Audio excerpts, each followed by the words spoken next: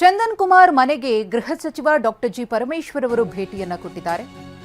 ಕೆನಡಾದಲ್ಲೇ ಹತ್ಯೆಯಾದಂತಹ ಕನ್ನಡಿಗ ಚಂದನ್ ಕುಮಾರ್ ಅವರ ನಿವಾಸಕ್ಕೆ doctor G Parameshwar ಅವರ ಭೇಟಿ. ಚಂದನ್ ಅವರ ಹೆತ್ತವರಿಗೆ ಸಾಂತ್ವನ ಹೇಳಿದ್ದಾರೆ ಸಚಿವರು. ತ್ಯಾಮಗೊಂಡ್ಲು ಗ್ರಾಮದಲ್ಲಿರುವಂತಹ ಚಂದನ್ ಅವರ ನಿವಾಸ, ಮಗನನ್ನ ಕಳ್ಕೊಂಡು ತಂದೆ ತಾಯಿ ಕಣ್ಣೀರನ್ನ ಹಾಕ್ತಿದ್ದಾರೆ.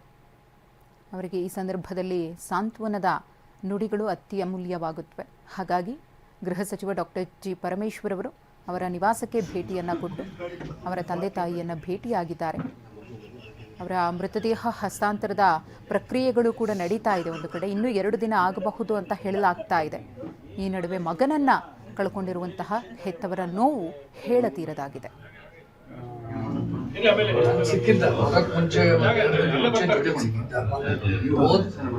ಹೋದ್ವಾರ ಮಾತಾಡಿದೆ, ಕರೆಕ್ಟಾಗಿ ನಾಳೆ ಒಂದು ವಾರಕ್ಕೆ ಮಾತಾಡಿದ್ದೆ, ಮಂಗಳವಾರ ಮಾತಾಡಿದ್ದೆ. ಹೇಳ್ತಾ ಇರ್ತಾನೆ ಇಲ್ಲ, ಮೊನ್ನೆ ಲಾಸ್ಟ್ ಮಂತ್ ಹೇಳಿದ್ರು ಹಿಂಗೆ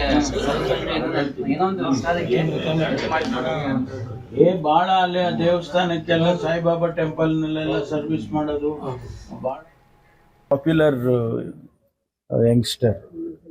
ಅವರ ಹತ್ಯೆ ಆಗಿದೆ, ಏನಕ್ಕಾಗಿದೆ ಮತ್ತು ಯಾರು ಮಾಡಿದ್ದಾರೆ ಅದೆಲ್ಲವೂ ಇನ್ವೆಸ್ಟಿಗೇಷನ್ ಮಾಡ್ತಾ ಇದ್ದಾರೆ.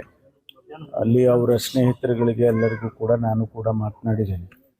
ಅಲ್ಲಿ ಇನ್ವೆಸ್ಟಿಗೇಷನ್ನಲ್ಲಿ ಗೊತ್ತಾಗುತ್ತೆ ಏನಕ್ಕೆ ಮಾಡಿದ್ದಾರೆ, ಯಾರು ಮಾಡಿದ್ದಾರೆ, ಅದನ್ನೆಲ್ಲವನ್ನು ಕಂಡುಹಿಡಿತಾರೆ. ಈ ಮಧ್ಯೆ ಅವರ ಪಾರ್ಥಿವ ಶರೀರವನ್ನು ಈಗಾಗಲೇ ಅವರು ಎಂಬಾಮಿಂಗ್ ಮಾಡಿ ನಾಳೆ ಅಲ್ಲಿ ಕನ್ನಡಿಗರಿಗೆ ಅಲ್ಲಿ ಸ್ನೇಹಿತರಿಗೆ ಎಲ್ಲ ವ್ಯೂವಿಂಗಿಗೆ ಇಟ್ಟಿದ್ದಾರೆ. ಆಮೇಲೆ ಶನಿವಾರ ಟೆಂಟೇಟಿವ್ ಆಗಿ ಶನಿವಾರ ಇಲ್ಲಿಗೆ